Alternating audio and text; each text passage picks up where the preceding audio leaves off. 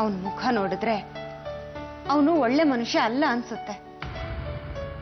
ನಯವಂಚಕ, ಕ್ರೂರಿ ಅನ್ನೋದು ಅವನ ಮುಖದಲ್ಲೇ ಗೊತ್ತಾಗುತ್ತೆ.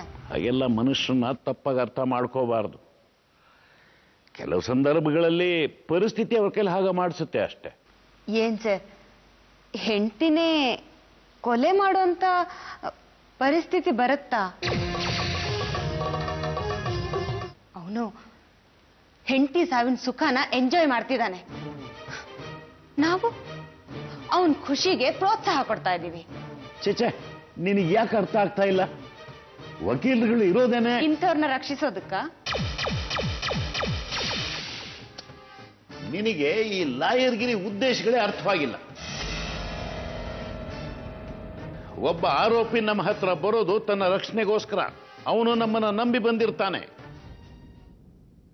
ಹಾಗಿದ್ಮೇಲೆ ಸಾವು ನಡೆದ 2 ದಿನದ ಹಿಂದಿನಿಂದ ಕೃಷ್ಣಪ್ಪ ಊರಲ್ಲಿರ್ಲಿಲ್ಲ ಅಂತ ಸುಳ್ಳು ಸಾಕ್ಷಿನ ಸೃಷ್ಟಿ ಮಾಡೋ ಅಗತ್ಯ ಇದೆಯಾ ಸರ್?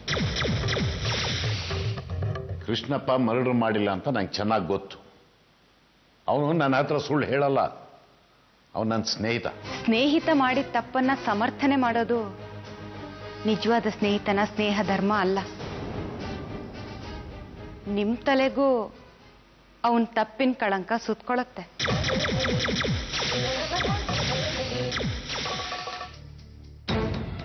ರಾಮು, ಇವ್ರ ಮುಖದ ನೇರಕ್ಕೆ ಆ ಸ್ಕ್ರೀನ್ ಬರಬೇಕು. ಒಂದ್ ಸ್ವಲ್ಪ ಈ ಕಡೆ ತಿರ್ಗಿಸ್ಕೊ. ಇನ್ನೊಂದ್ ಸ್ವಲ್ಪ ಈ ಕಡೆ ಸ್ವಲ್ಪ, ಇನ್ನೊಂದ್ ಸ್ವಲ್ಪ. Okay okay okay. ನೋಡು, ಆನ್ ಮಾಡಿ ಇವಾಗ.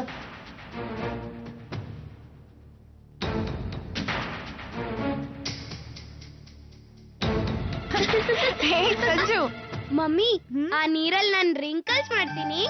ಮಾಡು.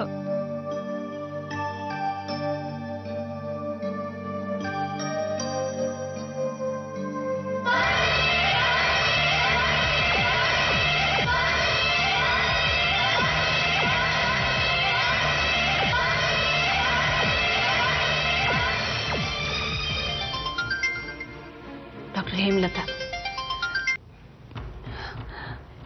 ಹಲೋ, ಹೇಳಿ ಡಾಕ್ಟರ್ ಹೇಮಲತಾ, ಹೇಗಿದ್ದೀರಿ?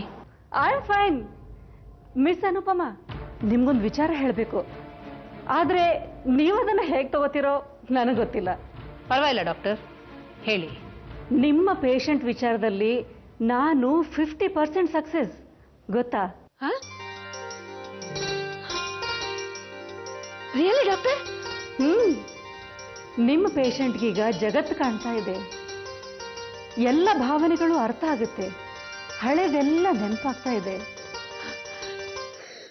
ನನಗೆ ಮಗು ಬೇಕು, ನನಗೆ ಮಗು ಕೊಡಿ, ನನಗೆ ಮಗು ಕೊಡಿ, ಮಗು ಬೇಕು, ನನಗೆ ಮಗು ಬೇಕು.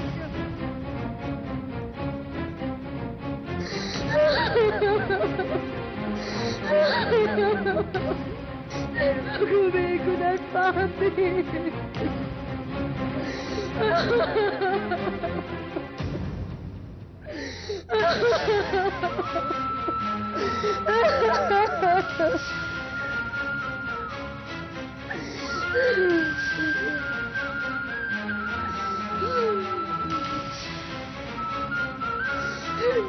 ಯಾಕೆ ಮಕ್ಕಳ್ಬೇಕು, ನಾನು ಯಾಕೆ ಮಕ್ಕಳ್ಬೇಕು? ನನ್ನ ಪಾಪಿ, ನನ್ನ ಪಾಪಿ. ಇನ್ನೊಂದು ಮಗುನ ಉಳಿಸ್ಕೊಳಕ್ಕಾಗ್ಲಿಲ್ಲ. ನಾನು ಯಾಕೆ ಮಕ್ಕಳ್ಬೇಕು?